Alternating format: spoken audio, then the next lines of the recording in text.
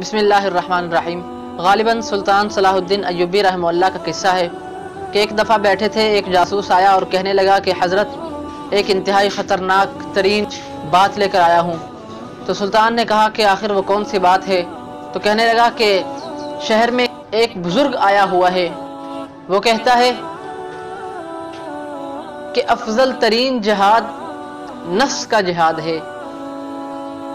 تو سلطان نے فرمایا کہ وہ بالکل درست کہتا ہے۔ پھر جاسوس کہنے لگا کہ کچھ اور بھی کہتا ہے۔ سلطان نے فرمایا کہ وہ کیا کہتا ہے؟ تو اس وقت جاسوس نے بتایا کہ وہ بزرگ کہتا ہے کہ جنگ میں کوئی فائدہ نہیں، جنگ نے یا تو تمہیں قاتل بنایا ہے یا مقتول بنایا ہے۔ افضل ترین جہاد یہ ہے کہ آپ اپنی اولاد کی اچھی تربیت کریں، آپ اپنے نفس کے ساتھ جہاد کریں، یہ افضل ترین جہاد ہے۔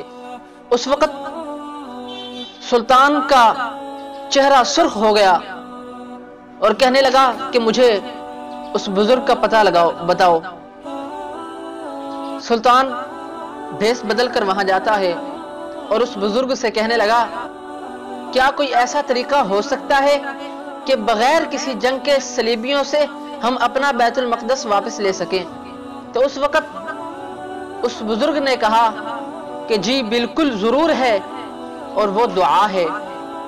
سلطان کا چہرہ سرخ ہو گیا۔ سلطان نے فوراً جیب سے خنجر نکالا اور اس کی ایک انگلی کاٹ ڈالی، اور پھر کہنے لگا کہ سچ سچ بتا دو کہ تم کون ہو اور کہاں سے آئے ہو، وگرنہ تمہاری گردن بھی اڑا کر رکھ دوں گا۔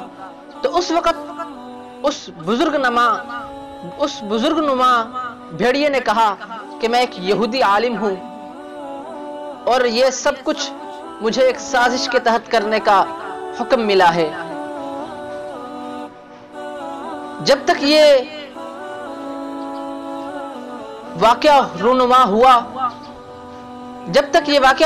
ہوا اس وقت تک اس بزرگ کے بہت سے مرید ہو چکے تھے، بہت سے شہروں میں اس کا چرچا تھا، اس کی مریدی آسمانوں تک پہنچ رہی تھی، حتیٰ کہ جمعہ کے خطبات میں بھی اس کی فرمان کو، اس کے کہے ہوئے کلمات کو شامل کیا جا رہا تھا۔